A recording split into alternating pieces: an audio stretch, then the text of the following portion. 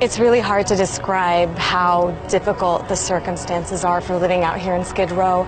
There are so many people who are battling mental illness. A lot of people got triggered just by seeing us with our cameras. You're going to get your killed on Skid Row about that camera. We've seen syringes in the street. We've seen feces in the street. You can smell the lack of sanitation. So not only is this a major homeless crisis, it's a public health crisis and a mental health crisis too.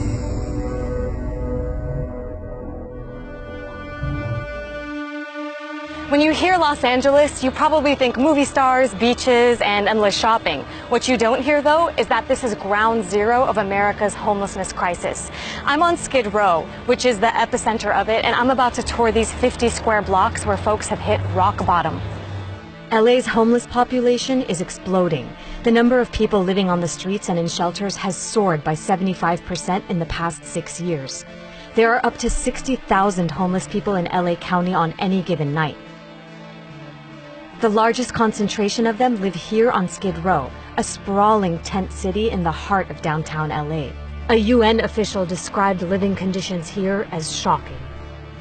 Suzette Shaw has lived on Skid Row for 6 years. She used to live in the shelters, but now has a government-subsidized apartment. I asked her to take me on a tour of her neighborhood. All of these people in this very condensed population, again, where do you see trash cans? Where do you see water fountains? Where do you see food? Law enforcement, they don't like the tents up during the day. But then look, we have all of these people like out here on the concrete that are subjected to the heat and the sun and it's really all hot. the other ills of the street. Just a block away, police closed off the street as workers conducted a massive cleanup of the sidewalk. Tell me what we're seeing right now. So this here are the hazmat street cleaning teams that come out and they do street cleaning. And it's periodically done. They have been known at times to confiscate people's belongings from their prescription drugs to sometimes people have like birth certificates and all of that mixed in. But along with that, people are carrying a lot of other personal items that are deemed hazardous, and therefore they end up throwing them away. The street cleaning is done ostensibly to stop the spread of diseases, as living in these encampments poses several human health risks. There are only 9 public toilets for about 2,000 unsheltered homeless people on Skid Row. Most don't have soap, toilet paper, or paper towels. Porta potties used to be here, and they took them out. They've recently, installed a couple of more. But it's been a huge fight and pushback from the community in regards to the fact that there's no public toilets. Because where are people supposed to go to the Because bathroom? where are people supposed to go? The lack of sanitation largely contributed to a deadly hepatitis A outbreak that started in San Diego and spread to Los Angeles last September. On top of that, the streets are littered with needles that get reused, further increasing the risk of spreading diseases like HIV and hepatitis C. It's estimated that more than half of homeless people in LA County struggle with substance abuse, and about a quarter suffer from mental illness. Life expectancy here is 48 years, compared to the average American, who lives to 78. The homelessness crisis is made worse by a cycle of people going from prison and jail to the streets. They don't qualify for food programs and housing and so forth. And so then that puts them at the mercy of being on the streets. And once here, they face further criminalization from law enforcement. We saw a heavy police presence on Skid Row, and while it's meant to deter violence and crime, residents here feel targeted. Police give tickets for minor things like jaywalking, and when people fail to appear in court, an arrest warrant is issued.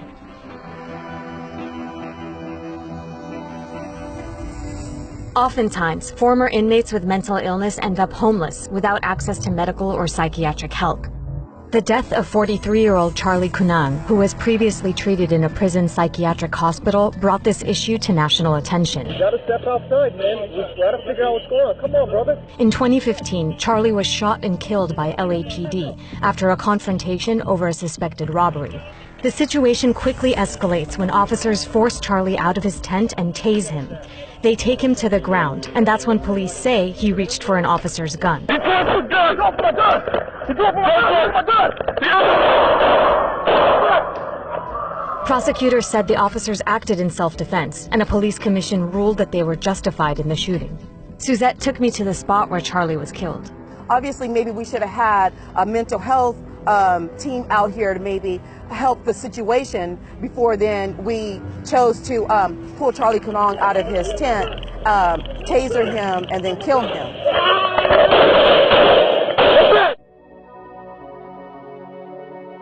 Women are a growing population on Skid Row. 9 out of 10 women here have experienced physical or sexual violence in their lifetime. I actually felt preyed upon at times because if you're a woman living out here, then you must be a prostitute. You must be a hoe. Women have to become tough to survive Skid Row, even with each other. The irony of Skid Row is that it exists against a backdrop of glittery downtown LA. The area has rapidly developed and gentrified in the last decade. Trendy cafes, high-end lofts, and upscale restaurants have popped up everywhere, and buildings are being converted into luxury housing. All of this is driving up rent prices and making apartments unaffordable. Adam Murray is the executive director of the Inner City Law Center. He works with people who are homeless on Skid Row and helps them fight evictions and find permanent housing. Why do you think the homeless population is exploding the way it is here? I'd say more than anything else, it's the disconnect between people's incomes and the cost of living in Los Angeles. In the past 15 years, the median rent has gone up by 28% in Los Angeles, and the median renter income has gone down by 8%. So you literally have hundreds of thousands of people every month who are struggling to pay the rent. And then when you add in those other factors that are going on in their lives, there's just not a safety net to keep them from ending up on the streets. Is the city just not doing enough, in your opinion? The city's definitely not doing enough. The county's not doing enough. Individually, we're not doing enough. Communities aren't doing enough. In 2016, LA voters passed a ballot measure to provide $1.2 billion in funding for the construction of 10,000 affordable housing units over the next 10 years. But where to build them is now the problem. Part of the challenge is there's a lot of resistance, NIMBY resistance, not in my backyard resistance, to any new housing that goes in, especially affordable housing. That needs to change. The American homeless population increased last year for the first time since 2010. On any given night, about 500,000 people in the U.S. were living on the streets or in shelters.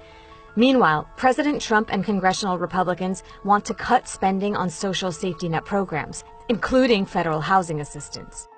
In his budget request, Trump included work requirements for people who receive public housing subsidies, food stamps, and Medicaid. He also proposed cuts to housing voucher programs that have helped people like Suzette find a stable place to live. Skid Row is an extreme case study example of homelessness in the U.S. and how, for now, the problem seems intractable. Most people here are chronically homeless, meaning they've been living as such for at least a year or repeatedly. What do you think is really misunderstood about a place like Skid Row? We oftentimes pathologize poor people. We see them as lazy. We see them as not really trying to, we don't see the resolve that it takes to actually sustain out here, to have hope when there is no hope. I've met women who are nurses, Stanford graduates, that come from families. I met people who are connected to celebrities living out here. And we lack the seeing that these people are actually human, that we're human, because I live here.